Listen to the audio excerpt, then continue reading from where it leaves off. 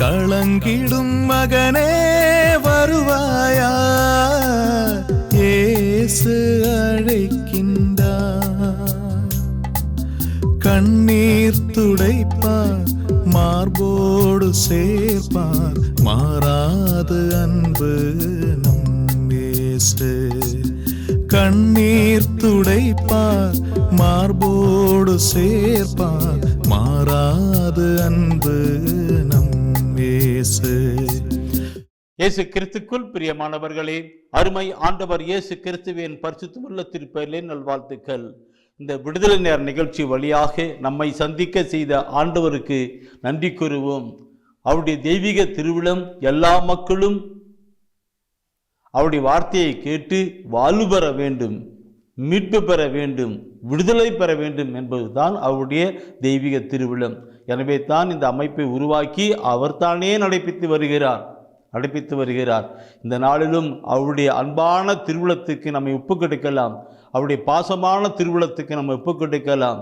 மரியாள் அவருடைய பாதப்படியில் அமர்ந்து வார்த்தைகளை கேட்டபோது அவர் சொன்னார், மரியாள் ஒரு நல்ல பங்கை தேர்ந்து கொண்டாள் என்று. இந்த நாளிலும் இந்த வார்த்தைகளை கேட்பதற்காக அமர்ந்து கொண்டிருக்கிற நாம் ஒவ்வொருவருமே அவருடைய பேறு பெற்றவர்களாய் கடந்து வர நம்மை தாழ்ச்சியோடு கூட ஒப்புக் கொடுக்கலாம். அன்பின் ஆண்டவரே, இந்த மாலை வேலைக்காக உமக்கு கொடான கோடி நன்றி செலுத்துகிறோம். ஆண்டவரே, எங்களோடு கூட பேச வேண்டும் என்று அமைத்து நடப்பித்து வருகிற தெய்வமே, இதோ உம்முடைய தெய்வீக திருவுளத்தை தாட்சியோடு கூட ஒப்புக் கொடுக்கிறோம். ஆண்டவரே, நீர் எங்களோடு கூட பேசும், உம்முடைய வார்த்தைகளுக்கு வாழ்வும் விடுதலையும் ஆசீர்வாதமாய் கடந்து வரட்டும். தாழ்ச்சியோடு ஒப்புக் கொடுக்கிறோம். ஆண்டவரே பேசும், உம்முடைய பிள்ளைகள் கேட்கிறோம். ஆமேன், ஆமேன், ஆமீன். பிரியமானவர்களே, தெய்வீக திருவிழத்தில் சொல்லப்பட்டிருக்கிற ஒவ்வொரு வார்த்தையும் ஏதோ ஒரு மனிதனுக்காக அல்ல, எல்லா மக்களுக்கும் உரிதான ஒரு வார்த்தைகள் தான். அந்த வார்த்தைகளை எடுத்து யாரெல்லாம் அந்த வார்த்தைகளை பயன்படுத்திக் கொள்கிறார்களோ அவர்களுடைய வாழ்க்கைக்கு ஆசீர்வாதம் தான். அவருடைய திருவிழத்திற்கு ஏற்றபடி நாம் கடந்து போகிற பொழுது அது ஆசீர்வாதத்தை கொண்டு வருகிறதா இருக்கிறது. பிரியமானவர்களே, இந்த நாளிலும் தூய ஆவியால் உணர்த்தப்பட்டு நான் சொல்லுகிற வார்த்தை ஆண்டவரை போற்றுங்கள் துதியுங்கள் என்ற வார்த்தை தான். ஆண்டவரை போற்றுங்கள் துதியுங்கள் என்பதுதான். இந்த கருத்தை நாம் இறைவசன வார்த்தைகளை கேட்கிற பொழுது நாம் நம் சமூகம் நம்மளே எப்படி வாழ்ந்து கொண்டிருக்கிறோம் என்று பாருங்கள். ஆண்டவரை நாம் துதிக்கிற பொழுது, ஆண்டவர் நாம் போற்றி புகழ்ந்து வாழ்த்தி ஆராதிக்கிற பொழுது அவருடைய அருளையும் ஆசிரியம் பெற்றுக்கொள்ளுகிறோம். இந்த உலகப்பிரமான வாழ்க்கையில் பார்க்கிற பொழுது ஒரு அரசியல்வாதியோ மந்திரியோ அல்லது உயர்ந்த அதிகாரிகளோ வருகிற பொழுது அவர்களை பற்றி புகழ்ந்து பேசுவார்கள் இல்லைங்களா? அவர்களை பற்றி புகழ்ந்து இப்படி தான் அவருக்கு செஞ்சார், இப்படி அவருக்காக போட்டு சொல்லுவாங்க, புகற்றுவாங்க. அப்படி போற்றுகிற பொழுது எல்லா மக்களும் கைத்தட்டி எல்லாம் அவர் வைப்பாங்க. இது அந்த அமைப்பு முன்னாடி உட்கார்ந்துருக்கிறாரே அந்த மந்திரிக்கோ அது அரசு அதிகாரிக்கோ அல்லது மேற்பட்டவர்களுக்கோ உள்ளத்தில் ஒரு சந்தோஷம் உண்டாகும் இல்லைங்களா? சந்தோஷம் உண்டாகும் போற்றி புகழ்கிற பொழுது. சாதாரண மனிதனாய் இருக்கிற நாமளே இப்படி இருக்கிற பொழுது உன்னத கடவுள் போற்றுதலுக்கு பாத்திரராய் இருக்கிற கடவுளை நாம் எப்படி போற்ற வேண்டும், எப்படி புகழ வேண்டும், எப்படி ஆராதிக்க வேண்டும் பார்க்கணும். பிரியமானவர்களே, இதில் நான் சொல்லுகிற வார்த்தைகள் அனைத்தும் தெய்வீக திருவிழத்தில் சொல்லப்பட்ட வார்த்தைகளைத்தான் நான் உங்களோடு கூட பகிர்ந்து கொள்ளுகிறேன். நானாக இதை சொல்வதில்லை. தூய ஆவியானவர் என்னென்ன வார்த்தைகளை உணர்த்துகிறாரோ அதை உங்களோடு கூட நான் பகிர்ந்து கொண்டிருக்கிறேன். அது ஆண்டவர் சொன்ன வார்த்தை, ஆண்டவர் கொடுக்கின்ற வார்த்தை. நாம் ஆண்டவரை போற்றணும், புகழணும், துதிக்கணும், ஆராதிக்கணும், நன்றி செலுத்துகணும். அதுபடிலாம் பைபிள் எப்படி சொல்லப்பட்டிருக்கு. இந்த நீங்களும் நானும் இந்த செய்தியை கேட்டுக்கொண்டிருக்க நீங்களும் நானும் கடவுளால் தேர்ந்து கொள்ளப்பட்ட மக்கள், கடவுளுடைய பிள்ளைகள். நாம் கடவுளால் தேர்ந்து கொள்ளப்பட்ட மக்கள், கடவுளுடைய பிள்ளைகள். நாம் கண்டிப்பாக ஆண்டவரை போற்ற வேண்டும், புகழ வேண்டும், அவரை ஆராதிக்க வேண்டும், அவர் மகிமைப்படுத்த வேண்டும். இந்த கருத்தை திருவசனோடு நாம் பார்க்கிற பொழுது எப்படிலாம் சொல்லப்பட்டது. தேர்ந்து கொள்ளப்பட்ட மக்கள் நாம், எல்லா சமயத்தாரும் இல்லை, அவங்களுக்கு தெரியாது. அவனுக்கு தெரியாது. ஆனால் நாமளோ கடவுளால் தேர்ந்து கொள்ளப்பட்ட மக்கள், கடவுளால் அழைக்கப்பட்ட மக்கள், அவருக்குள் வழிநடத்துகின்ற மக்கள் நாம் ஆண்டவரை போற்ற வேண்டும். நீங்கள் தயவுசெய்து நான் ஒவ்வொரு வசனத்தையும் சொல்ல சொல்ல எடுத்து படிங்க. சில இதெல்லாம் குறித்து வச்சுக்கிட்டீங்க, படிங்க. வரைக்கும் முதலாவது ஏசியா புத்தகத்தில் 43ஆம் அதிகாரத்திலே, ஏசியா 43ஆம் அதிகாரத்திலே 21வது வசனத்தை நீங்கள் பார்ப்பீங்களானால் அதில் சொல்லப்பட்டிருக்கிற வார்த்தை அருமையான ஒரு வார்த்தையாக இருக்கும். ஏசியா 43 ஒரு முறைக்கு நான் 2 முறை சொல்லுகிறேன். ஆனால் எல்லாம் குறிக்கிறீங்க, எழுதுறீங்க. சில சகோதரி சொல்லுவாங்க, நீங்கள் சொல்லுகிற வாசனை தான் நான் அப்படி எழுதி வச்சிருக்கிறேன், எழுதியிருக்கிறேன். அதனால நீங்கள் சொல்கிற கருத்துனால்தான் நான் ஒரு முறைக்கு 2 முறை சொல்லுகிறேன். ஏன்னா நீ குறிக்கணும், படிக்கணும். அதுக்காகத்தான். இப்போ எழுதுறதோடு மட்டுமல்ல, படித்து கீழ்ப்படிந்தீங்க. யாக்கோப் தான் திரும்ப சொல்லுவார், நீங்கள் இறைவாசன வார்த்தையை கேட்டதோடு மட்டும் நின்று விடாதபடி அதன்படி செயல்படுவதாக இருங்கள். இல்லை என்றால் ஒருவன் முகத்தை தன் கண்ணாடியிலே பார்த்து விட்டு போவது போல இருக்கும். இறைவசன வார்த்தை ஒரு முகம் பார்க்கிற கண்ணாடியை போன்றது.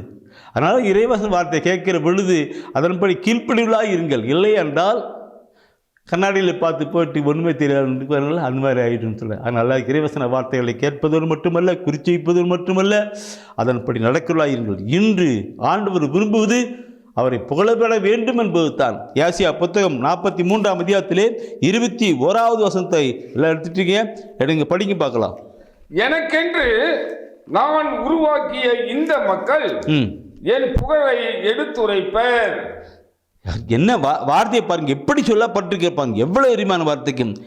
நான் எனக்கென்று அவர் சொல்ற பாருங்க, எனக்கு தான் உருவாக்கிய இந்த மக்கள் என் புகழை, நான் உருவாக்கிய இந்த மக்கள், உங்களை பார்த்து தான் என்னை பார்த்து தான் ஆண்டவர் சொல்றார். தேர்ந்தெடுக்கப்பட்ட மக்கள், ஆபிரகாம், ஈசாக், யாக்கோப்பின் வழியாக வந்திருக்கிற மக்கள், நாம் தேர்ந்து கொள்ளப்பட்ட மக்கள்.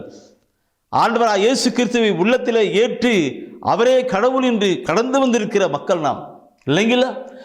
எனவே தான் சொல்லப்பட்டிருக்கு, நான் உருவாக்கிய இந்த மக்கள் என் புகழை எடுத்துரைப்பார்கள். அவர் புகழை எடுத்துரைக்கணும்.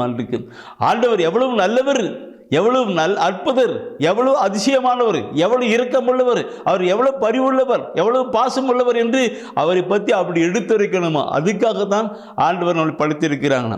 ஆனால் இது சொல்லுகிற பொழுது என் பிரியமானவர்களே, அநேக மக்கள் இதை கொண்டு வருதில்லை. ஆண்டவர் நல்லவர், வல்லவர், அற்புதம் சொல்லி கொண்டு வருதில்லை. ஏதோ உலகப்புறமான நிதியிலே போய்கொண்டிருக்கிறார்கள். இல்லை, ஆண்டவரை போற்றணும். அதுதான் நான் முதல்ல ஒரு உதாரணம் சொன்னேன். மந்திரிகள், அரசியல்வாதிகள், உயர் அதிகாரி இருக்கிறவர்கள் எப்படி மகிழ்வார்களோ அதிலும் போல அதிகமாக மகிழ்கிறவர் நம்முடைய அருமை ஆண்டவர். ஆனால் சில வேளையிலே நம்முடைய மக்கள் ஆண்டவரை புகழ முடிவதில்லை. ஏன் என்பதை குட்டு அந்த தெய்வீக திருவசனம் சொல்லப்பட்டிருக்கிற வார்த்தைகளை நான் பார்க்கணும். ஆண்டவர் ஏன் போற்றதில்லை? ஆண்டவர் ஏன் புகழ்றதில்லை? ஏதோ உலகப்பிரமாணம் இல்லை, அப்படியே போவோம், வருவோம், ஜெபம் பண்ணுவோம், போயிட்டு இருப்போம். இல்லை, பைபிள் இந்த காலகட்டத்தில் இறைவசன வார்த்தைகளை வாசித்து சிந்தித்து தியானித்து அதில் உள்ளதெல்லாம் படித்து பார்த்து கலந்துக்கணும். திருப்பாடல் ஆசிரியர் திருப்பாடலை படிக்கிற பொழுது நன்றி கூறதுக்கும் அப்படி பாட்டு, இல்லைங்களா? புகழ்ந்து பாடுவதற்கும் நன்றி பாட்டு, புகழ்ந்து பாடுவதற்கும் விடுதலை பெறுவதற்கும் பாதுகாப்புக்கும் அப்படியாக புகழ்ந்து ஆண்டவர் எப்படியெல்லாம் பாடியிருக்கிறார்கள். அதே போல நாமளும் ஆண்டவரை போற்ற வேண்டும்.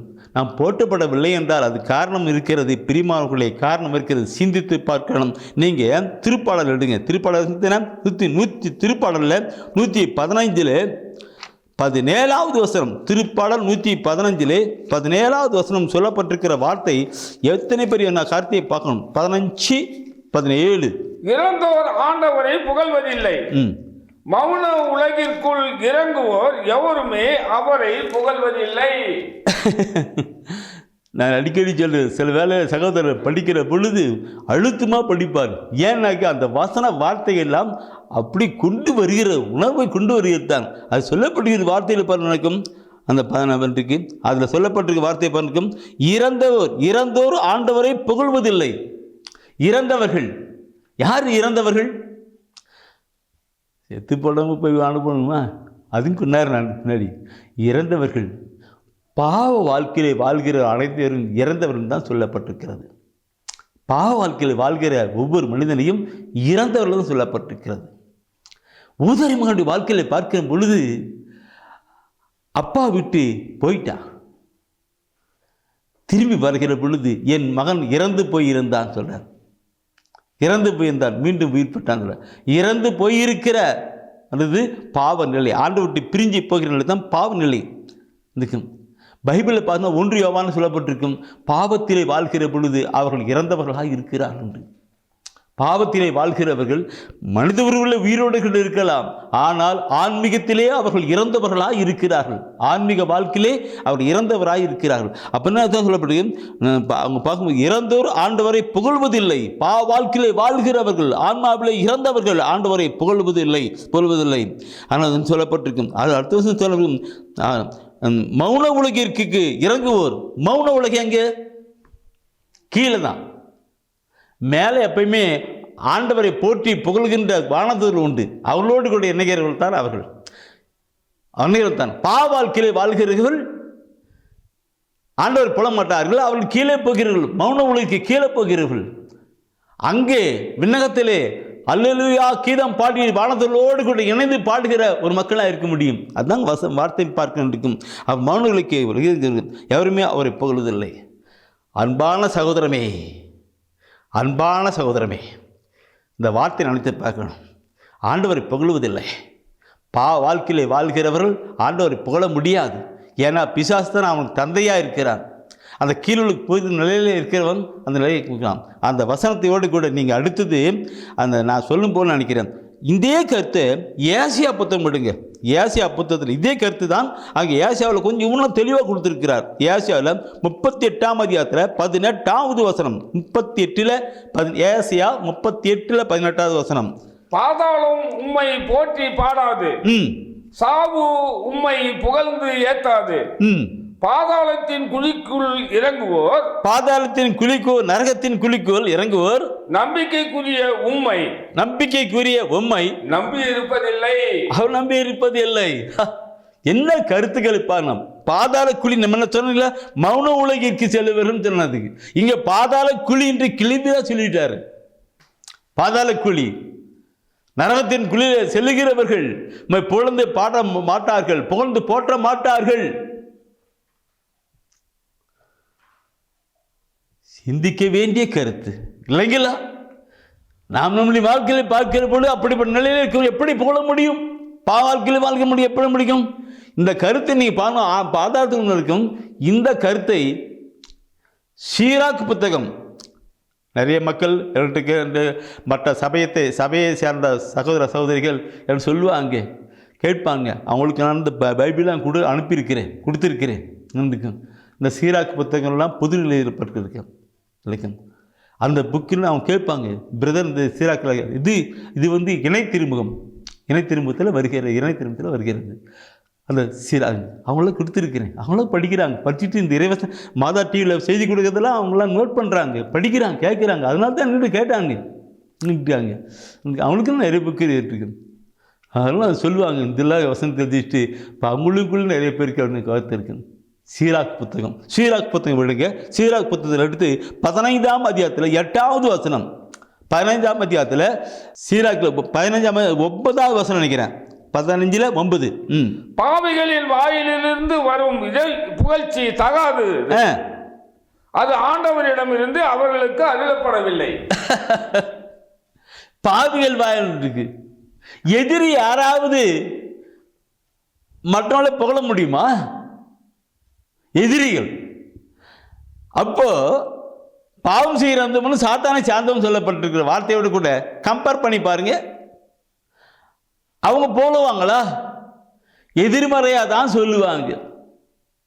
ஓ மை காட், என்ன வசனங்கள் பாருங்கள். சீராக் புத்தகத்தில் 15ஆம் அதிகாரத்தில் 9வது வசனம். பார்த்தீங்களா? இப்படியா பார்க்கிற பொழுது வாழ்க்கையில் ஆண்டவரை புகழ முடியாது, போற்ற முடியாது, துதிக்க முடியாது. சரி, இதை விடுங்க. நான் பார்க்கிற பொழுது பைபிளுக்கும் ஆண்டவரை போற்றணும், புகழணும், அவரை ஆராதிக்கணும், நன்றி செலுத்திக்கணும். எப்படி என் அன்பாங்களே, அவருடைய திருப்பெயரெல்லாம் சொல்லி ஆண்டவரை போற்றணும். ஏகோவா ஈரே, ஏகோவா நிசியே, மீட்பரே, எல்லாம் வல்லவரே, நல்லவரே, அற்புதரே, அப்படியாக அவருடைய திருப்பெயரெல்லாம் சொல்லி ஆண்டவரை போற்றணும். இந்த அண்ட சராசர பூமியெல்லாம் உண்டாக்கினாரே, உலகத்தெல்லாம் உண்டாக்கினார்ல, சூரியனை, சந்திரனை, நட்சத்திரங்களை, அதே போல பூமியை எல்லாத்தையும் உண்டாக்கினார்ல, மறைஞ்சிருக்கல. யார் உண்டாக்கினது இருக்கும்? அந்த எல்லாத்தையும் உண்டாக்கின ஆண்டவரை நாம் போற்றி புகழ வேண்டும். உங்களையும் என்னையும் தாயின் கருவயிற்றிலே உருவாக்கினவர் ஆண்டவரை நாம் போற்ற வேண்டும். அவர் படைப்பெல்லாம் சொல்லி போற்ற வேண்டும். இந்த பைபிள் நீ படிப்பீங்களானாக்க எப்படி இல்லாமல் ஆண்டவரை போற்றி புகழ்ந்திருக்கிறார்கள், ஆண்டவரை வாழ்த்தி ஆராதிக்காமல் பார்த்துருக்கணும். ஆண்டவரை அவருடைய படைப்பெல்லாம் சொல்லி நாம் படிக்கணும். மணிக்கணக்காக சொல்லிருக்கலாம், மணிக்கணக்காக ஆண்டுக்கலாம். இப்போ 1000 துதி தோத்திரம்னு ஒரு புத்தகம் போட்டு சொல்லிட்டோம்னா அதில் பாடினாக்க இந்த கருத்தெல்லாம் கொண்டு போய் செயல்பட்டுருக்கிறோம். முதலாவது அவருடைய பெயரை சொல்லி, இரண்டாவது நாம் பார்க்க அவர் படைப்புகள்லாம் சொல்லி, மூணாவது அவருடைய வல்லமையெல்லாம் சொல்லி, வல்லமையெல்லாம் செங்கடலை வழி உண்டாக்கினவர் அவர், இயற்கை கோட்டை உடைத்து போட்டவர் அவர், யோர்தானுடைய வழி உண்டாக்கினவர், பகலே மேகமாகவும் இரவிலே அக்னித்தமாகவும் நடப்பிக்கிறவர், உங்களுக்கு முன்னால் தூதன் அனுப்பி சொல்லுகிறவர். என்ன வார்த்தைகள் இல்லைங்களா? அவருடைய வல்லமையான கருத்தில் எப்படி இருக்கிறது? அதெல்லாம் நாம் சொல்லி உள்ளத்தின் ஆழத்தில் வைத்து அவருடைய வல்லமையெல்லாம் சொல்லி போற்றணும், புகழணும், ஆராதிக்கணும், சொல்லி போழ்ந்து ஆராதிக்கணும். இந்த கருத்தில் ஒவ்வொன்றும் நாம் பார்க்கிற பொழுது எப்படியெல்லாம் சொல்லப்பட்டிருக்கு. அவருமே நம்பிக்கை வைக்கிற பிள்ளைகளுக்கு நம்பிக்கை வைத்து, ஆண்டவரே நீ இப்படி செய்ய போறீங்க, செய்யறதுக்காக நன்றி செலுத்துறேன்னு சொல்லி அப்படியே நன்றி கொண்டு நாம் சொல்லணும். இதெல்லாம் சொல்லுகிற பொழுது நீங்க அடிக்கடி பார்ப்பீங்க, தூதி தோத்திரம் அல்லேலூயா, நன்றி தோத்திரம் அல்லேலூயா, இல்லைங்களா? துதி தோத்திரம் அல்லேலூயா, நன்றி தோத்திரம் அல்லேலூயா. அப்போ அல்லேலூயா என்கிற வார்த்தை ஆண்டவரை போற்றுங்கள் என்கிற ஒரு வார்த்தை. துதி என்பது போற்றுதலுக்கு, போற்று ஆண்டவர் துதி. தோத்திரம் என்பது நன்றி கூறுகிறது.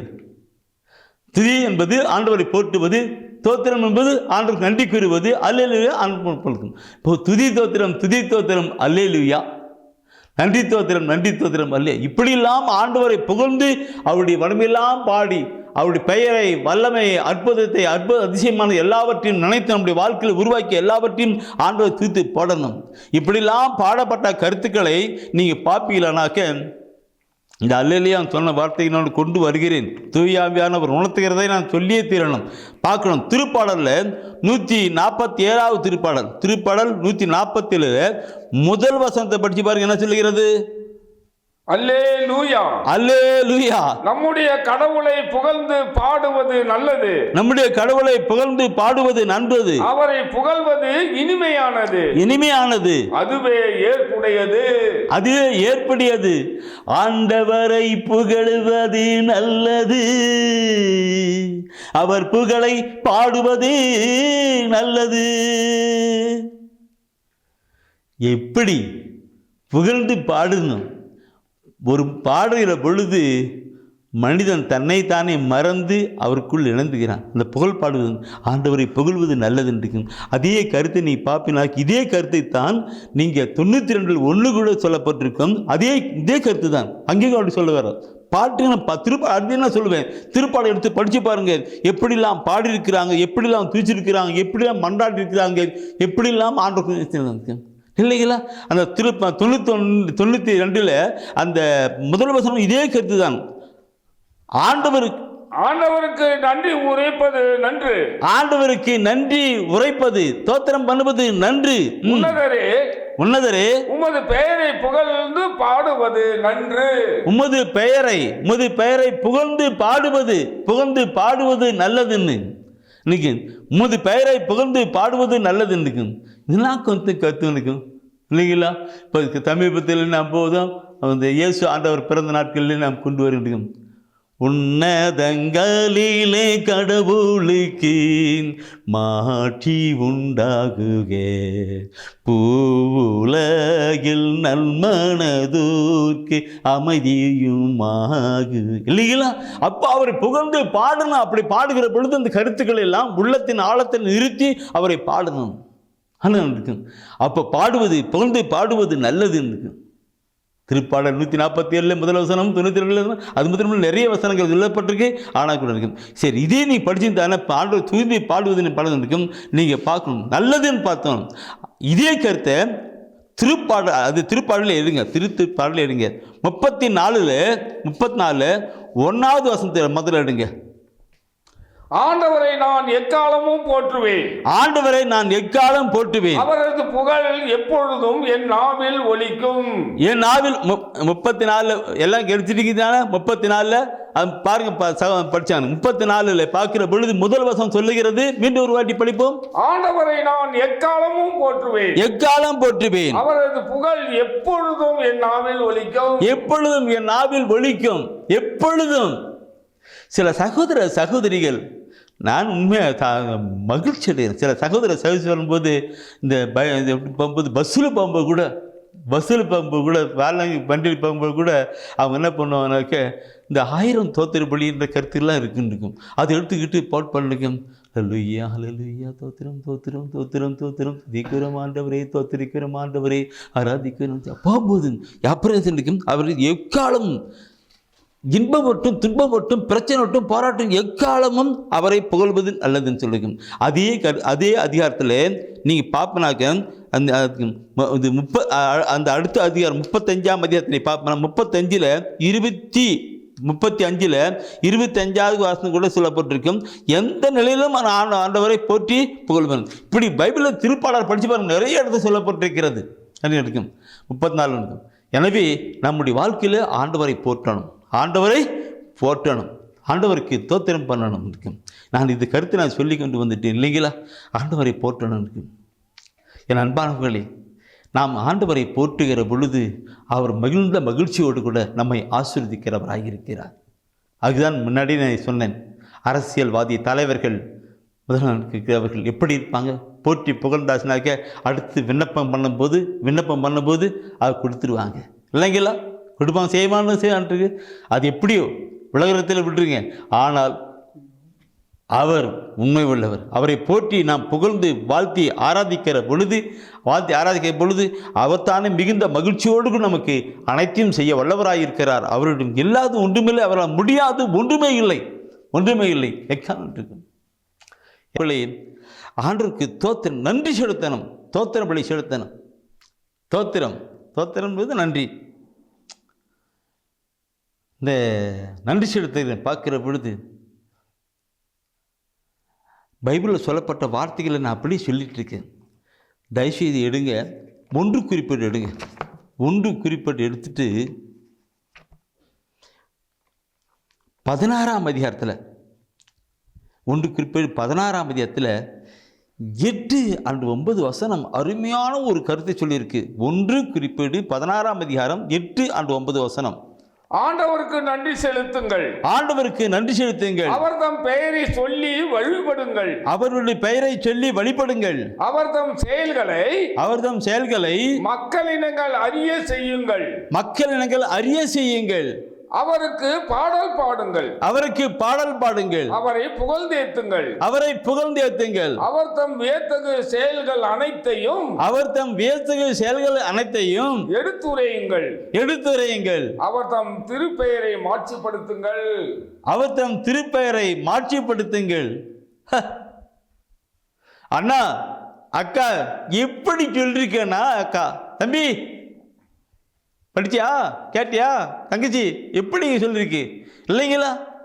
கடவுள் 1 குறிப்பேடில் இந்த வசனம் பாருங்க, 16 8 9 வசனத்தை எப்படி சொல்ல பிரயணத்தார் கேட்குற மாதிரி சொல்லுங்க. மற்ற சமயத்து மக்கள் எல்லாம் கேட்குற மாதிரி சொல்லுங்க. கடவுளை அறியாதவர்கள் அப்படியாவே சொல்லுங்க. நான் இந்த கிறிஸ்துமஸுக்கு நாட்களில் சொன்னேன், இது ஆண்டவரை கண்டார்ன்ற வானத்துகள் அது இடைகளுக்கு சொல்கிறாங்க. சொன்ன உடனே அவங்க போய் பார்க்குறாங்க. பார்த்துட்டு அப்படியே இருக்கிறது பார்த்துட்டு அவர்கள் கேட்டதை கண்ணால் கண்டதை அப்படியே பாடிக்கிட்டே போகிறாங்க, புகழ்ந்து பாடிக்கிட்டு போயிட்டே இருக்கிறாங்க. அப்போ போகும்பொழுது அந்த மக்கள் என்ன நினச்சிருப்பாங்க, எப்படி நினச்சிருப்பாங்க இல்லைங்களா? அதான் அன்னைக்கு சொன்னேன் இல்லைங்களா? அதே மாதிரி இன்னைக்கு அவருடைய வல்லமையும் அவருடைய கிருபையும் அவருடைய மாண்பும் அவருடைய மகத்துவத்தினும் அப்படியே நாம் சொல்லி கடந்து போகும்போது மற்ற மக்கள் கேட்கிற பொழுது எப்படி இருக்கும் இல்லைங்களா? இருக்கும். அதனால தான் நாங்கள் சொல்லப்பட்டிருக்கிறது, இறை மக்கள் செலுத்த வேண்டியதுக்கு இப்படிதான், கடவுளுடைய மக்கள் செலுத்த வேண்டிய இப்படிதான். அவருடைய வல்லமையும் ஆட்சியும் கிருபையும் எல்லாம் சொல்லி பாடி துதித்து போகணும். அந்த வசனத்திலேயே நீங்கள் தயவுசெய்து எல்லாம் எடுத்துருக்கீங்க. ஒன்று குறிப்பேடில் 16ஆம் எனக்கு அந்த 8வது வசனத்துடைய முற்பகுதி படித்து பாருங்கள். முற்பகுதி படி என்ன சொல்லுது எனக்கு? 16ஆம் 8ஆம் 16:8 முற்பகுதி என்ன சொல்லுகிறது? ஆண்டவருக்கு நன்றி செலுத்துங்கள். ஃபர்ஸ்ட் ஆண்டவருக்கு நன்றி செலுத்துங்கள். அவர் தம் பெயரை சொல்லி வழிபடுங்கள். அவர் பெயரை சொல்லி வழிபடுங்கள். அவர் தம் செயல்களை மக்களை நீங்கள் அறிய செய்யுங்கள். இதுதான் கருத்து. இந்த கருத்துக்கு நான் கொண்டு அதான் பின்னாடி போயிட்டு இருக்கிறார். நன்றி செலுத்துங்கள், மக்களுக்கு மத சொல்லி இதை நாம் செஞ்சோம் என்றால் மக்கள் மற்ற சமயத்து மக்கள் எல்லாம் கிறிஸ்துவண்டி வந்து விடுவார்கள். மற்ற சமயத்து மக்கள் எல்லாம் கிறிஸ்துவன். நான் எழுதுகிற இந்த தேவ ஒளி புத்தகத்தில் நிறைய சாட்சிகள் எழுதியிருக்கேன். அதை பார்த்துட்டு படித்த சில சகோதர சகோதரிகள், என் ஜெபொலி பாட்டு வருகிற சில சகோதரிகள், மற்ற சமயத்தை சார்ந்தவர்கள் எல்லாம் வந்து செயல்பட்டுருக்காங்க. இதை நான் பெருமைக்கு சொல்லப்படவில்லை, ஆணுடைய மகிமைக்காக சொல்லுகிறேன். இறைவசன வார்த்தையிலே அப்படியே கொண்டு வருகிற பொழுது நடக்கின்ற காரியமாக இருக்கிறது. செய்யணும், இறை மக்களாக இருக்கிற நாம் செய்யணும், செயல்படுத்தப்பட வேண்டும் என்று தான் அங்கே சொல்லப்பட்டிருக்கிறது. எந்த ஒரு நிலையை பார்க்கும், எந்த ஒரு சூழ்நிலை இருந்தாலும் முன்ன பார்க்கும் எப்பொழுதும் எல்லா நிலையிலும் நான் ஆண்டவரை போற்றி புகழுவேன்னு அருமையான ஒரு பாட்டை பாடணும் அல்லவா? சிந்திக்கும். இனச்சட்டை எடுத்தீங்க, இந்த குறிப்பீடு எடுத்தீங்க தானே? இப்போ தயவுசெய்து அபகுக் கெடுங்க எடுங்க. எல்லாம் குறிக்கிறீங்க, குறிக்கிறது மூலம் எடுத்துக்கணும். அபகுக் கெடுங்க. அபகுக்கில் 3ஆம் அதிகாரத்தில் அபகுக் 3ஆம் அதிகாரம் 17-18 ஏன்னா சொல்லப்பட்ட எந்த ஒரு சூழ்நிலையும் ஆண்டவரை போற்றி புகழும் சொல்லப்பட்டிருக்கீங்களா? அதில் 3ஆம் அதிகாரத்தில் 17வது வசனம் 18வது வசனம் 17 படிங்க. அத்திமரம் துளித்து அரும்பாமல் போயினும், திராட்சை கொடிகள் கனி தராவிடினும், ஒலிவ மரங்கள் பயனற்று போயினும், வயல்களில் தானியம் விளையாவிடினும், கிடையில் ஆடுகள் யாவும் அழிந்து போயினும், தொழுவங்களில் மாடுகள் இல்லாது போயினும். ஒரு நிமிஷம் அப்படியே என்ன சொல்லுகிறது? ஒரு மனிதனுடைய வாழ்க்கையில திடீர்னு இழந்து போகிற ஒரு சூழ்நிலை சொல்கிறான் இருக்கு. பாருங்க இருக்கு, அத்திமரம் துளிர்ந்து அறுக்காமல் போயினும், திராட்சை செடிகள் கொடிகள் எல்லாம் கனி கொடாமல் போனாலும், ஒளிய மரத்திலே பயனற்று போனாலும் இல்லைங்களா, வயல்வெளி தானியம் விழாமல் எல்லாம் காஞ்சி அப்படியே போனாலையும், புல்லு பிடிச்சி போனாலையும், ஆடு மாடுகள் எல்லாம் எல்லாமே செத்து போனாலையும், பால் கறக்காம அப்படி கெட்டு போனாலையும், தொழுவத்தில் மாடுகள் இல்லாமல் போனாலும் சொல்லிட்டு வர்றார். அடுத்த வசனத்தை படி என்ன சொல்லுகிறது? அந்த படிச்சு தானே அபகுக்குள்ள 3ஆம் அதிகாரத்தில் 17 படிச்சீங்க. அது 18வது வசனத்தை படித்து சொல்லி பாருங்க என்ன சொல்லுகிறது? நான் ஆண்டவரில் களி கூறுவேன். நான் ஆண்டவரில் களி கூறுவேன். என் மீட்பரான கடவுளில் மகிழ்ச்சி கூறுவேன். என் மீட்பரான கடவுளில் மகிழ்ச்சி கொள்வேன். எப்படி இதை அவர் உணர்ந்து அப்படியே சொல்லுகிறார் என்றால், இன்று நீங்களும் நானும் அப்படி சொல்லப்பட வேண்டும். அத்திமரம் தளிர் விடாமல் போனாலும், திராட்சை செடி கனி கொடாமல் போனாலும், மந்தையிலே ஆடுகள் இல்லாம் போனாலும், கைக்கு செலவு பணம் இல்லாமல் போனாலும், சாப்பாட்டுக்கு வழி இல்லாமல் போனாலும், நான் ஆண்டவருக்குள் மகிழ்ச்சியாயிருப்பேன். என்ன கருத்து? என்னுடைய நான் அடிக்கடி சொல்லுகிறேன், ஊழியத்தின் ஆரம்ப காலகட்டத்திலே மிகுந்த கஷ்டப்பட்டேன். அளந்துருக்கு. நான் இருக்கு நானும் என் துணைவியார் மனைவியும் அப்படியா நிலையிலே கொண்டு வந்து அவ்வளோ கஷ்டப்பட்டோம். ரொம்ப கஷ்டம் எனக்கு. அப்போ கஷ்டப்படுகிற பொழுது பிள்ளைகளுக்கு சாப்பாடு கொடுக்க வழி இல்லை. எல்லாம் சொன்னாங்க, கம்முன்னு ஒரு வேலைக்கு போயிட்டுருக்கலாம், என்னத்துக்கு ஏதோ இந்த வேலையெல்லாம் விட்டுப்புட்டு இப்படி பண்ணிட்டு இருக்கிறான்ட்டு எங்களுடைய உற்றார் உறவினர் எல்லாரும் சொன்னாங்க. எல்லாம் சொல்ல ஆரம்பித்தாங்க, இல்லை கடவுள் என்னை வச்சுருப்பார் அதுக்காக. அவளை எல்லாரும் மற்றவர் சொல்லுகிற பொழுது அந்த வார்த்தையிலிருந்து உள்ளத்தை குத்தும், என்னுடைய சூழ்நிலைக்கு பாதிப்பு கொண்டு வரும். ஆனாலும் கூட என்ன சொல்லுவேன், நானும் என் மனைவியும் ஒரு நாள் இந்த பாட்டு தான் பாடிட்டு இருந்தோம். அத்திமரம் துளி விடாமல் போனாலும், திராட்சை செடி கனி கொடாமல் போனாலும், நான் இப்போ முன்ன பாடுறேன் அதே மாதிரி நானும் என் மனைவி பாடிக்கிட்டே இருந்தோம். பாடிக்கிட்டு நான் ஜெபம் முடிச்சுட்டு வெளியே வரும் பொழுது எங்கள் வீட்டுக்காரி என்கிட்ட கை கொடுத்து அப்படின்னாங்க, கை கொடுத்துனாங்க. ஆப்பிரியமானவர்களே, நாம் அப்படியே கடந்து வரணும். ஆண்டவர் அது பண்ணுவது ஒரு டெஸ்ட்.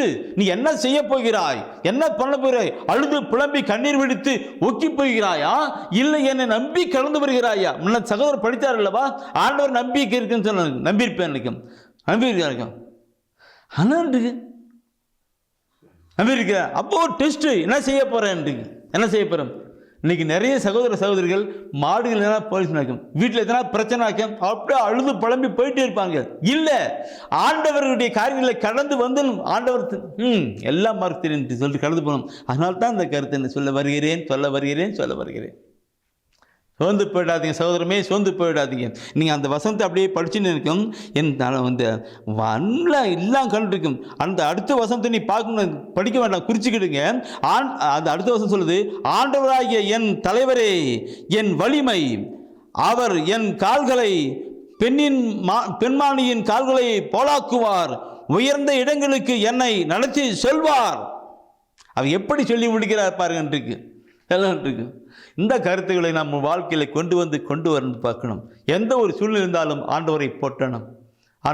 நம்மை தாயின் கருவத்திலே படைத்த பராமரித்து வழிநடத்துகிற ஆண்டவர் நம்மை கைவிட மாட்டார். கொண்டு வரணும். சரி, இந்த வசனத்தை அபகு படிச்சு தானே எத்தனை அறிமானிக்கும் இதே கருத்தோட கூட வேற ஒரு இடத்துல சொல்லப்பட்டிருக்கும்.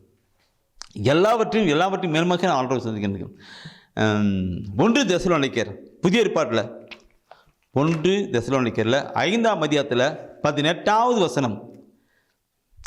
1 தெசலோனிக்கர் 5ஆம் அதிகாரத்தில் 18வது வசனம். எல்லா சூழ்நிலையிலும் நன்றி கூறுங்கள். உங்களுக்காக கடவுள் இயேசு கிறிஸ்து வழியாக கடவுள் வெளிப்படுத்திய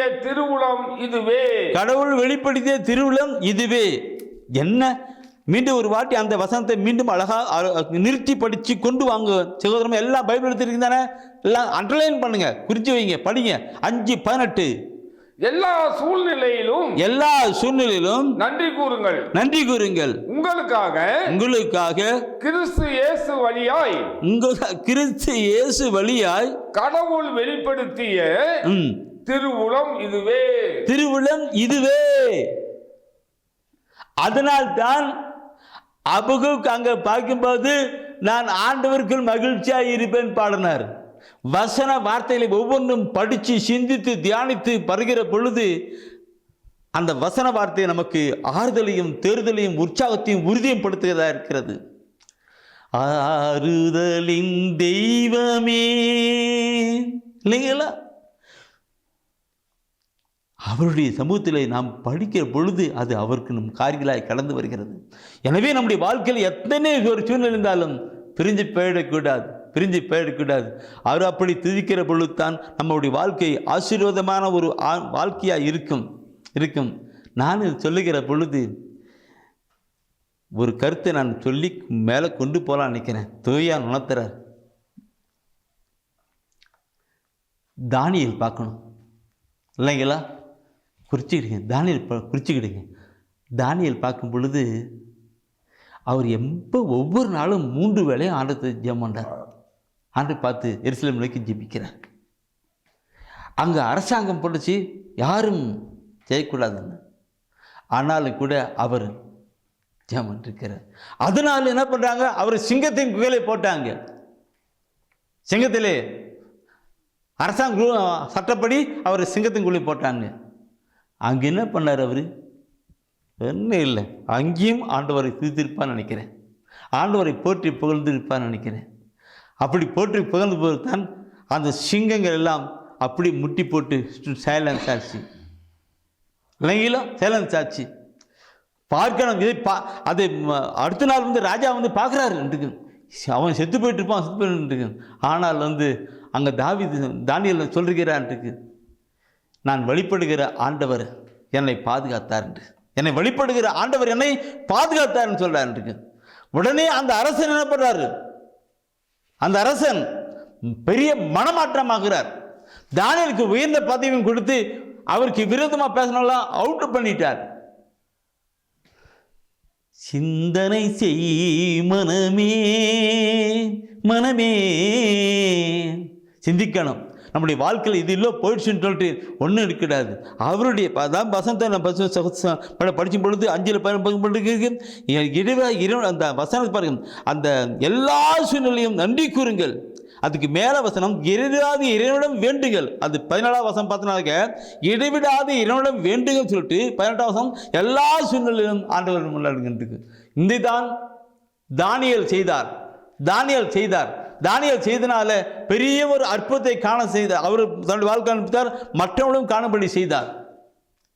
ஏன் அதே தானியேல் பார்த்து சீத்ராக் நேத்ராக் அப்தனோக்கு எப்படி இல்லைங்களா, அவங்களை சூழலை போட்டார்கள், சூழலை போட்டார்கள் இல்லைங்களா, அங்கே நெருப்பு அப்படி பற்றி எரிய சூழலை போட்டாங்க. ஆனாலும் கூட அவர்கள் ஆண்டவரை அங்கே புகழ்ந்து போனாங்க. 4வது ஒரு மனுஷனை பார்க்குறேன்னு சொன்னாங்க. நேற்று வந்து ஒரு படத்தில் இருக்கிறேன். இதே போல ஆண்டவரை நாம் புகழ்ந்து பாடு, எல்லா ஒரு சூழ்நிலை இருந்தாலும் ஆண்டவரை புகழ்ந்து போற்றப்பட வேண்டும். Price the Lord, price the Lord. இந்த ஆராதனை என்கிற ஒரு கருத்தை நான் பார்க்கும் பொழுது போற்றுதலும் துதித்தலும் ஆராதி அந்த நன்றி தோத்திரம் அளித்தான். துதியும் தோத்திரம் இணைந்து, துதியும் தோத்திரம் இணைந்து வருகிறது, ஆராதனையாக அவுட் ஆகுகிறது. அதுக்கு இந்த துதியும் தோத்திரம் ஆராதனை எப்படியெல்லாம் செலுத்தி கடந்து போகலாம் சொல்லும்போது, இந்த பைபிள் சொல்லப்பட்ட வார்த்தைகளை நான் பார்க்கும் பொழுது நாமளும் எப்படி நினச்சிட்டு இருக்கிறோம் நினைக்கும். Praise God, praise God, praise God. நான் சொல்கிறது ஒவ்வொன்றும் எனக்கு தயவுசெய்து எடுத்து படித்து பார்க்கணும். முதலாவது கைகளை உயர்த்தி ஜெபிக்கணும். முதலாவது கைகளை உயர்த்தி ஜெபிக்கணும். இதுக்கு வசனம் எப்படி தான் சொல்லப்பட்டிருக்கிறதுன்னு பார்த்தா, நான் நான் பைபிளை படிக்கிற பொழுது நானும் ஒரு காலத்தில் இப்படித்தான் கோயிலுக்கு போனால் இப்படியே கை கட்டி நடப்பேன், கை கட்டி நடப்பேன். அதுக்கு மேறனா இப்படின்னு, அதுக்கு முன்னே கீழே கை வச்சுட்டு இருப்பேன். இப்படி தான் இருக்கும். முன்ன கடவுளை பரலோகத்தில் இருக்கிறங்கள் பிதாவே, விண்ணகத்தில் தந்தையே, முது பெயர் தூயதென போட்ட பெருக, எப்படி கைகளை உயர்த்தி செய்யணும் இல்லைங்களா? அப்படி ஜெபம்னா எப்படிப்பட்ட ஆசீர்வாதம் வரும். எடுங்க கைகளை உயர்த்தின்னு சொல்லுகிற பொழுது 1 தீமோத்தேயு 2ஆம் அதிகாரம் 8வது வசனத்தில் அந்த வார்த்தை அருமையான கருத்தை சொல்லப்பட்டிருக்கும். ஆண்கள் சினமும் சொற்பூசலும் இன்றி எவ்விடத்திலும் தூய உள்ளத்தோடு கைகளை உயர்த்தி இறைவேண்டல் செய்யுமாறு விரும்புகின்றேன். பார்த்தீங்களா? எவ்விடத்திலும் தூய உள்ளத்தோடு கைகளை உயர்த்தி இறைவேண்டல் செய்யுமாறு விரும்புகிறேன்னு அங்கே புனித பவுலடிகள் தீமோத்தேயுவுக்கு சொல்லுகிறார். கைகளை உயர்த்தி ஆண்டவரை போற்றணும். இந்த கைகளை உயர்த்தி ஆண்டவரை போற்றுகிற பொழுது அங்கே விண்ணக கடவுள் தாமியை பார்த்து அங்கே செயல்படுவார். கைகளை உயர்த்தி போற்றுகிற பொழுது என் அன்பானவர்களே, இன்னைக்கு நாம் ஆலயத்தில் பார்க்கும்பொழுது கையை கட்டி, நானும் அப்படி தான் இருந்தேன், கைகளை கட்டிட்டு இருக்கேன். நாம் ஜெபிக்கிற பொழுது சில வேளையில் கைகளை உயர்த்துகிற பொழுது அங்கே கிருபையின் காரியம் கடந்து வரட்டும். இதை சொல்லுகிற பொழுது தூயான் உணர்த்துகிற ஒரு வார்த்தையை நான் உங்களுக்கு சொல்லி முடிக்கலாம்னு நினைக்கிறேன். விடுதலை பயன் எடுங்க. விடுதலை பயன் எடுத்துட்டு அதில் 17ஆம் அதிகாரம்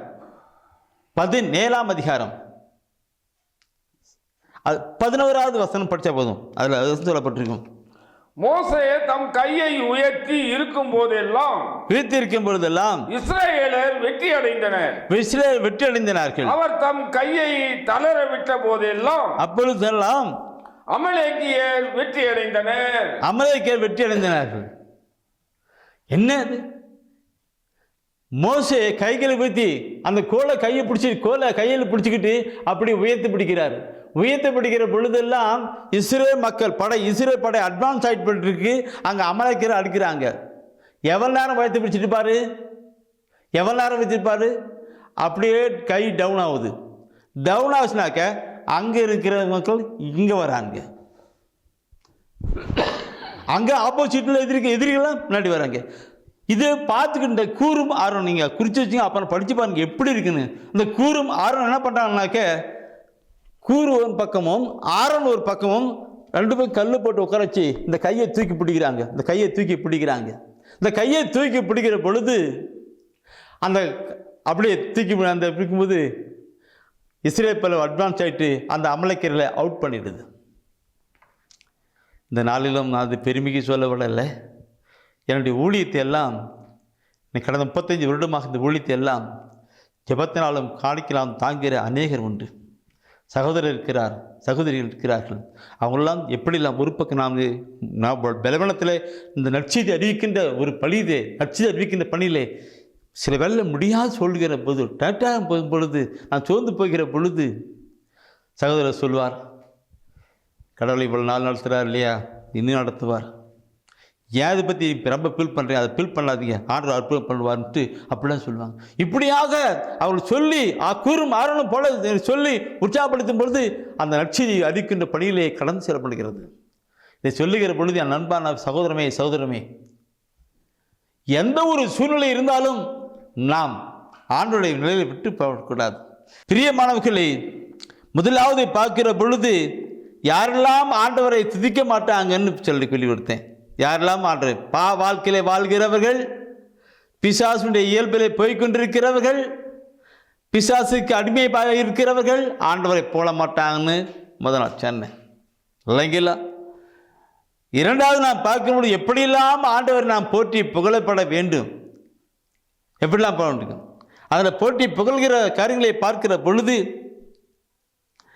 எந்த ஒரு சூழ்நிலை இருந்தாலும் உலகத்தில் எப்படிப்பட்ட ஒரு சூழ்நிலை இருந்தாலும் ஆண்டவரை போற்றி பாடணும், புகழ்ந்து பாடணும். அது குறித்து சின்னத்தை தினத்திலே சகோதரர் பாடலை பாடுகிற பொழுது உணர்வோடு கூட பாடி உங்களை எல்லாம் ஒருநிலைப்படுத்தியிருக்கிறார் இல்லைங்களா. இறைவசன வார்த்தைகளை பார்த்து படிக்கணும், பார்க்கணும். நம்முடைய மக்கள் இந்த நிலை கொண்டு வந்து வரும்போது தான் நடக்கும்.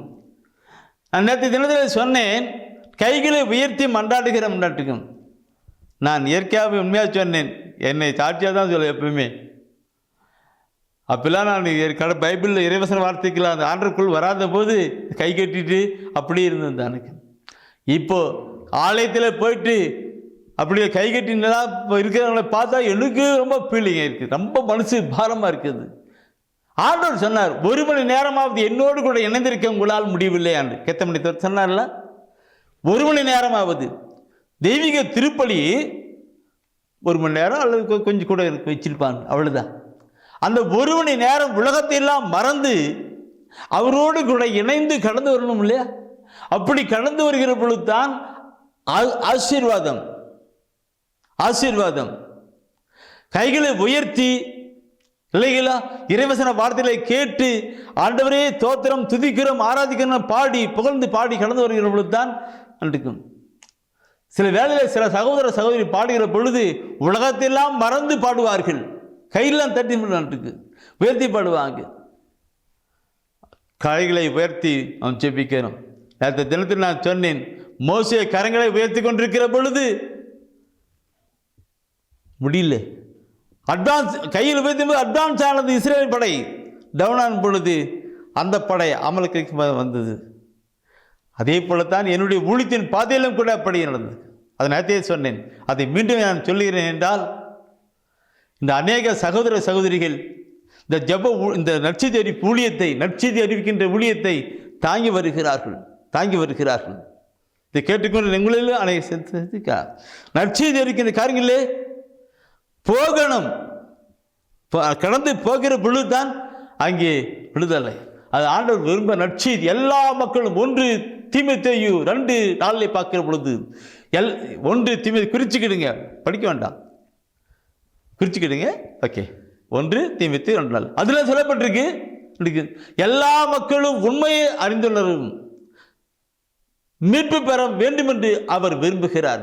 எல்லா மக்களும் மீட்பு பெறவும் உண்மையை அறிந்துணர வேண்டும் என்று அவர் விரும்புகிறார். அதனால் தான் இப்படி நடக்கும். மீட்பு பெற நடக்கும்.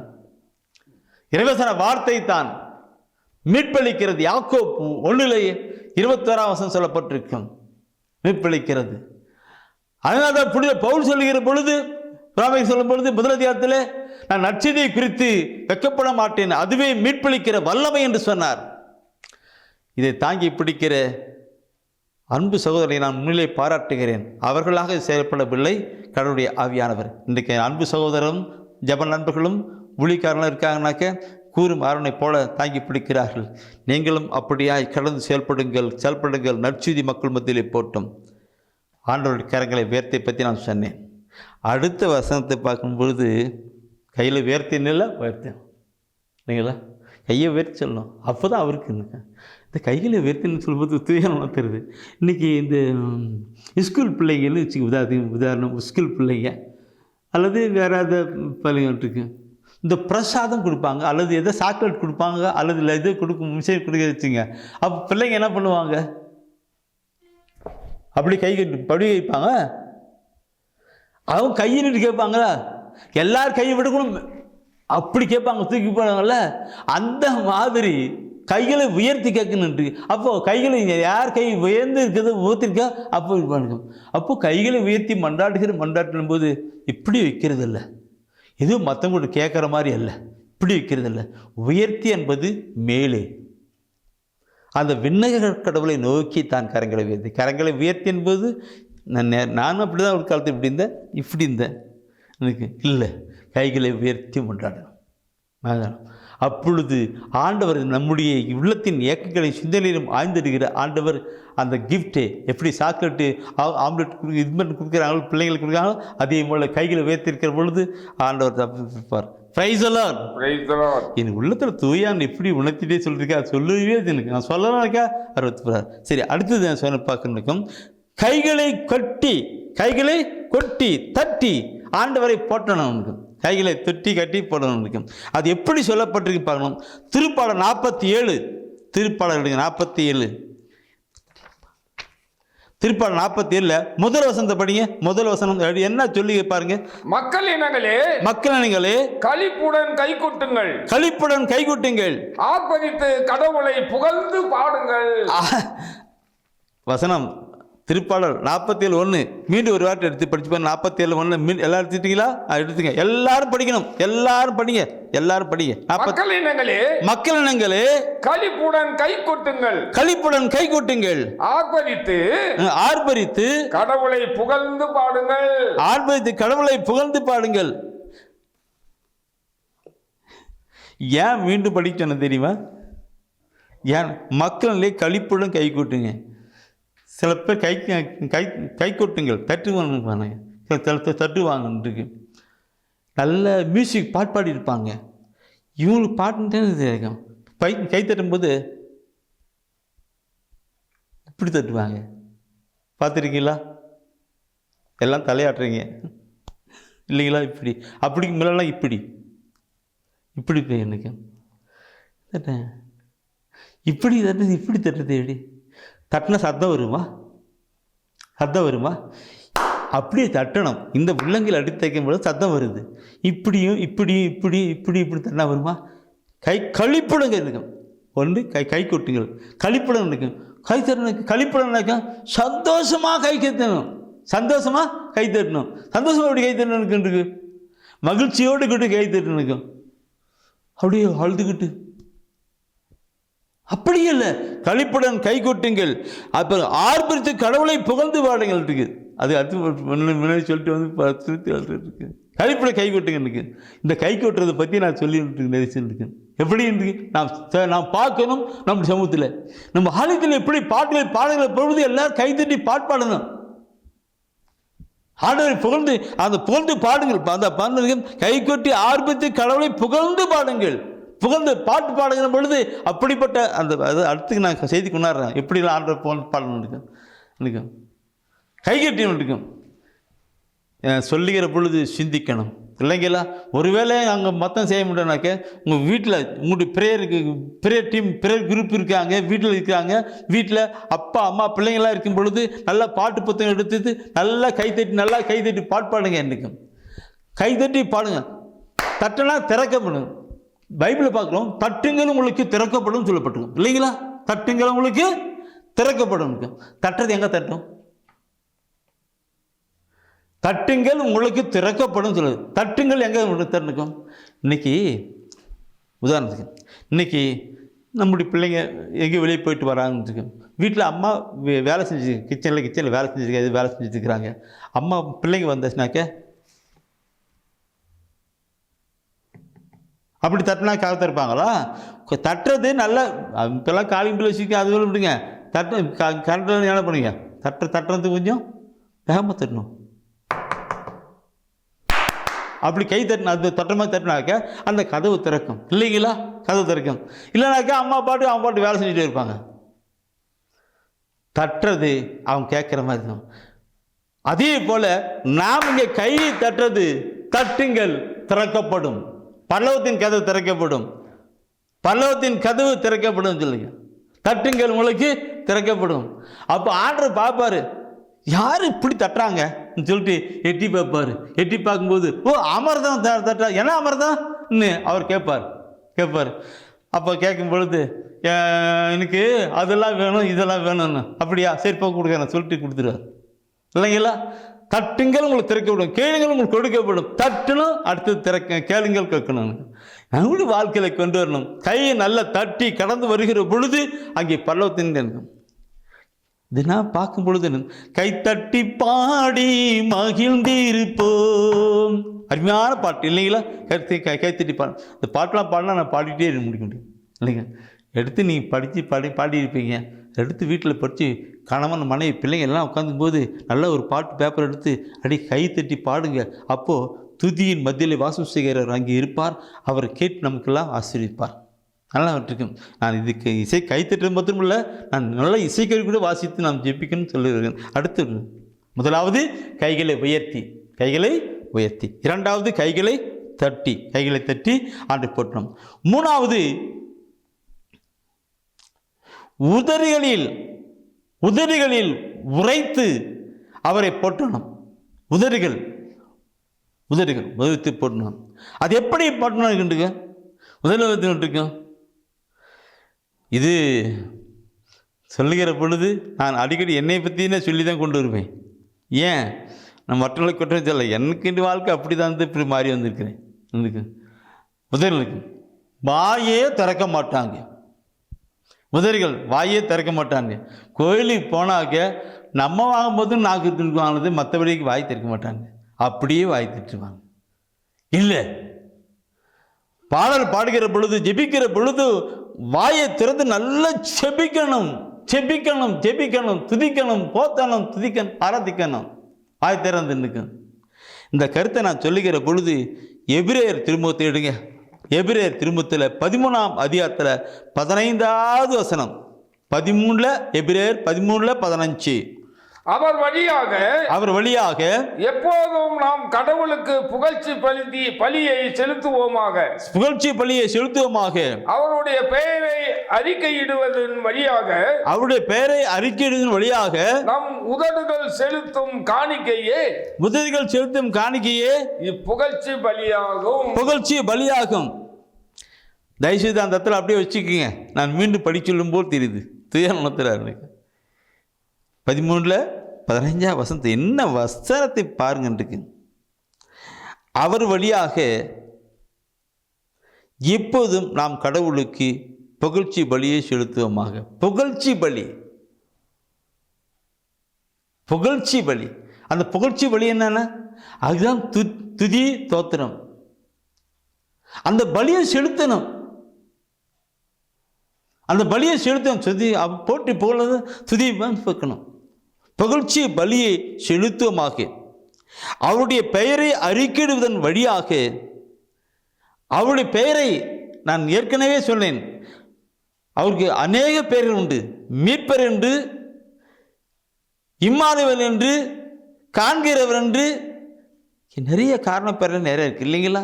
அந்த பெயரெல்லாம் சொல்லி இருக்கேன். அவருடைய பெயரை நாம் அறிக்கையிடுவதன் வழியாக, செலுத்தும் வழியாக, அவருடைய பெயரை அறிக்கையிடுவதன் வழியாக நாம் நம் உதடுகள் செலுத்தும் காணிக்கையே இப்புகழ்ச்சி பலியாகும் இல்லைங்களா? வசனத்தை படிக்கிற பொழுது எப்படிலாம் சொல்லப்பட்டிருக்குது, ஆனால் நாம் எப்படி இல்லைங்களா? வசனம் வரும் உதடுகளால் ஆண்டவருக்கு அவருடைய பெயரை போட்டு புகழ்ந்து பாடுங்க, செய்யுங்க. அப்படி வருகிற பொழுது நீங்கள் ஆண்டவருக்கு உகந்த ஒரு பணியை காணிக்கையை செலுத்துறீங்க, வழியாக செலுத்துறீங்கன்னு சொல்லப்பட்டிருக்கிறது. நம்முடைய நிலையை பார்க்கணும். ஆண்டவருக்காக நாம் கடந்து வரணும். வாயில திறந்து ஆண்டவர் போட்டி புகழன்னு இருக்கும். இந்த கருத்தை நான் சொல்லுகிற பொழுது எப்படி இருக்கும்? சீராக்கு புத்தகம் எடுங்க. சீராக்கு புத்தகம் நான் சொல்ல நிறைய பேர் அப்படியே உதட்டு மேலே கை வச்சுட்டே இருக்கிறீங்க. என்ன இப்படி சொல்கிறாரு பிரதரு, கட்டி கொட்டு அடிக்கிறாங்களே அப்படி இப்படின்னு. என்ன பண்ணுறது? வசனத்தை சொல்கிறத நான் சொல்லி தரணுமல்ல. இனி எடுங்க. சீராக்கு புத்தகம் எடுங்க. 51ஆம் அதிகாரம் எடுங்க. 51, 51 22ஆவது வசனம் படிங்க.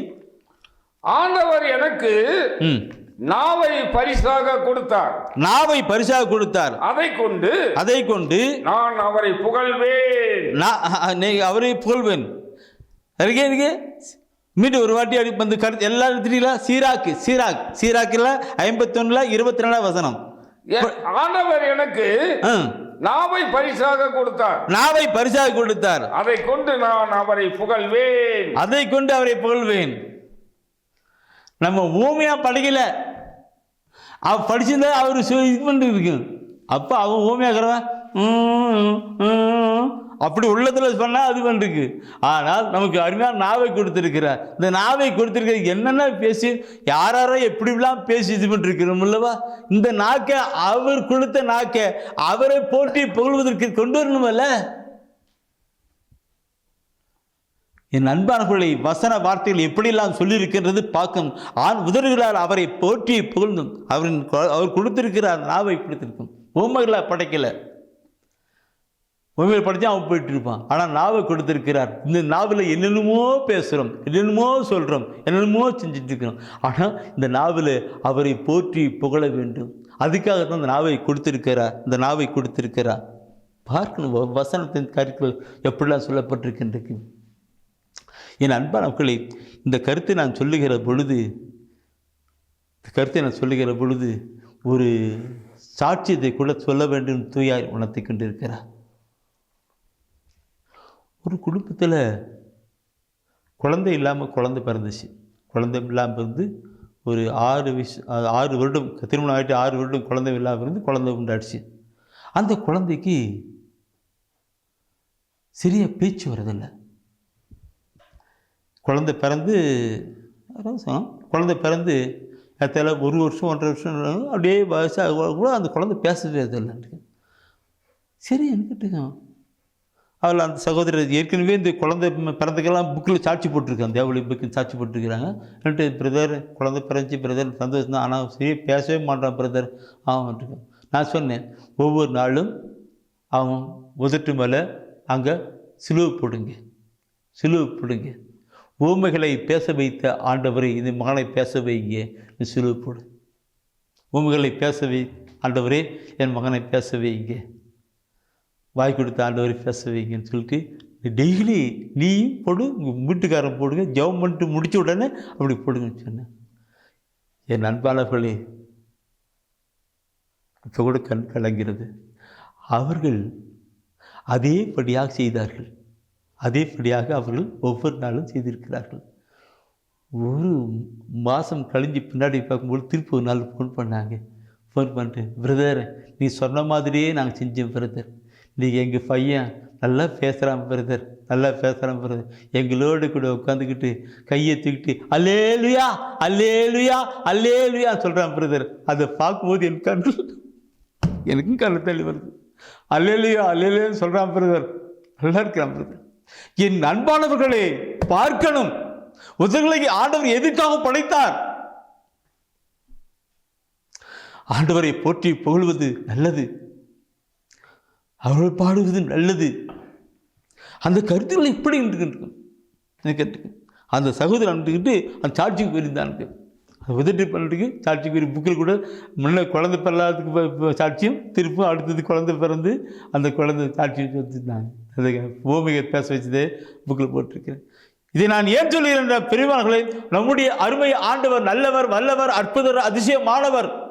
அவரிடம் இல்லாத ஒன்றுமில்லை, அவரால் முடியாத ஒன்றுமில்லை. அவரை நாம் அனுபவிக்கப்பட வேண்டும் என்றால் ஆண்டவரை நாம் எப்படிலாம் கடந்து அவரோடு பார்க்கணும், அவரோடு இணைந்து எப்படி கடந்து வர முடியும் சிந்திக்கணும். இது உலக நிதியிலே அல்ல, மாறாக இறைவசன வார்த்தை காட்டுகிற வழியிலே கடந்து போகிற பொழுதுதான் நம்முடைய வாழ்க்கை அவருக்குள் ஆசிரிக்கப்பட்டிருக்கும். அன்னை மரியாள் சொல்லிக் கொடுத்தார்கள், அன்னை மரியாள் சொல்லிக் கொடுத்தார், தாய் மரியாள் கற்றுக் கொடுத்தார்கள். காணா ஒரு கல்யாணத்திலே திராட்சரசம் குறைந்து போனது, இல்லாமல் போனது. அங்கே இயேசு வந்தார், மகனே திராட்சரசம் திருந்து போச்சம்பா. அப்போ இயேசு என்ன சொன்னார்? அம்மா இன்னும் நேரம் வரலம்மா, அந்த தாய் மரியாள் கற்றுக் கொடுத்தது அங்கே இருக்கிற வேலைக்கார பார்த்து அவர் என்ன சொல்கிறாரோ செய்யுங்கன்னு, செஞ்சதுனால என்னாச்சு திராட்சை ரசம் வந்தது. நேரம் வரவில்லையே என்று சொன்ன அந்த இயேசு கிறிஸ்து அங்கேயே அற்புதம் செய்தார். அன்னை மரியா வழியாக நாம் மன்றாடுகிறது நல்லது.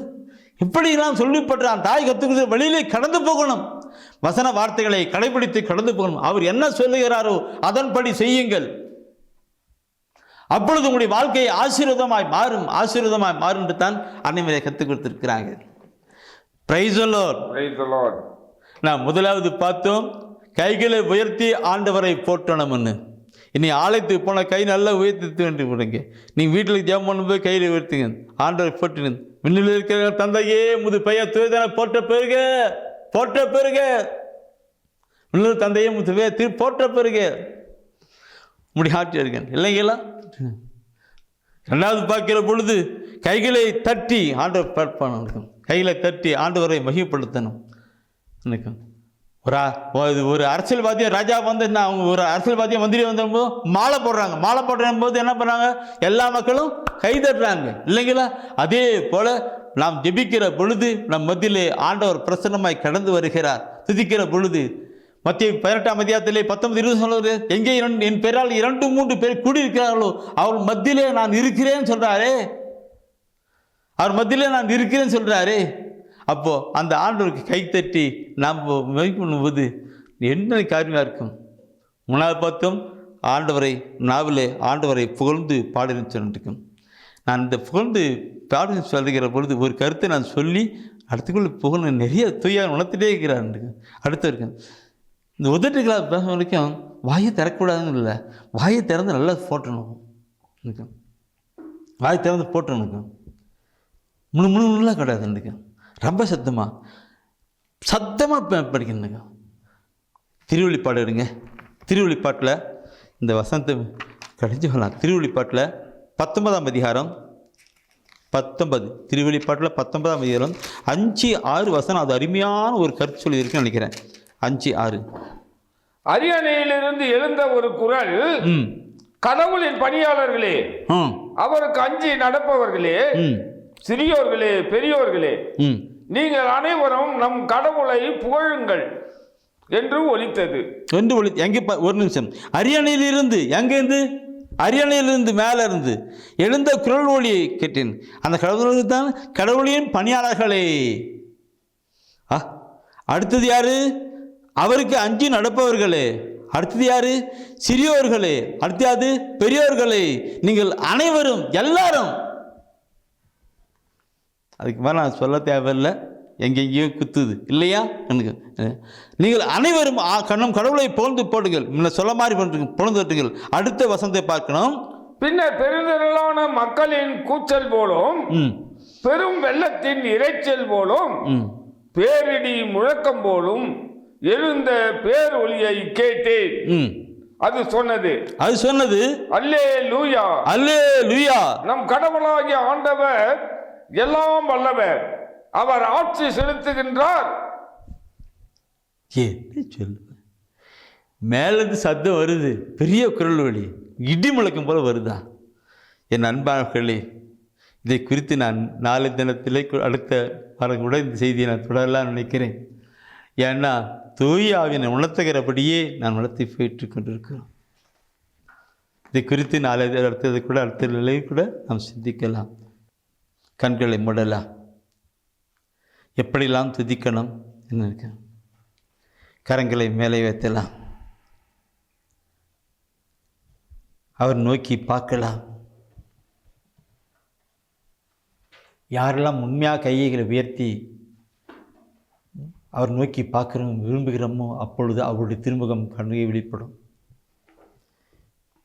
இரண்டாவது நான் பார்க்கிறோம், கைத்தட்டி ஆண்டவர் காட்டு தியாக கைத்தட்டி பாடி மகிழ்ந்திருப்போ, கர்த்தர் சமூகத்தில் களி கூறுவோ. அப்படியே கைத்தட்டி. மூணாவது நான் பார்த்தேன், பிரியமானவர்களே, இந்த உதட்டுகளில் ஆண்டவரை போற்றேன். எக்காலம் முழங்கி அல்லேலூயா என்று போற்றி படுகிறான் இருக்கணும். அப்படியே கொடுக்கலாம். இந்த 4 பிரிவுகளை இந்த நாளிலே உள்ளத்தின் ஆழத்திலே இடுக்கி குடிந்து வாங்க. எல்லாரும் என்னோடு கூட இணைந்து அல்லேலூயா அல்லேலூயா என்று சொல்லுங்கள். அல்லேலூயா என்கிற வார்த்தை ஆண்டவரை போற்றுங்கள் என்கிற ஒரு வார்த்தை தான், ஆண்டவரை புகழுங்கள் என்கிற ஒரு வார்த்தை தான். இணைந்து ஒப்புக் கொடுக்கலாம். ஹல்லேலூயா ஹல்லேலூயா ஹல்லேலூயா ஹல்லேலூயா. என்னோடு கூட இணைந்து கரங்களை உயர்த்தி ஜெபித்து கொண்டிருக்கிற துதித்து கொண்டிருக்கிற உம்முடைய பிள்ளைகள் மீது ஆண்டவரே உம்முடைய வல்லமை இறங்கும்படியாக ஒப்புக் கொடுக்கிறோம். ஆண்டவரே ஹல்லேலூயா ஹல்லேலூயா. இந்த அருமையான ஒரு செய்தியை வெளியிற்கு பண உதவி செய்த ஆசீர்வதியும் ஆண்டவரே. இன்னும் முன்னுமாக இந்த வார்த்தையின் வழியாக கேட்டு அதை கடைபிடித்து நடக்கிற ஒவ்வொருவரின் நேர் ஆசீர்வதிப்பீராக. ஹல்லேலூயா ஹல்லேலூயா ஹல்லேலூயா. விண்ணகத்திலிருந்து வருகின்ற ஒளியானது பேரச்சிலானது ஆண்டவரே எங்களை மேம்படுத்துகிற காரியங்களாக கடந்து வரட்டும். ஆண்டவரே, எங்களுக்காக விண்ணை விட்டு மரணம் வந்தவரும் எங்களுக்காக மரித்து வைத்து வாழ்ந்து கொண்டிருக்குமா இயேசு கிறிஸ்துவின் பரிசுத்த திருப்பெயரிலே துதியும் தோத்திரம் ஏறெடுக்கிறோம் எங்கள் உயிருள்ள நல்ல பிதாவே. ஆமென் ஆமென்.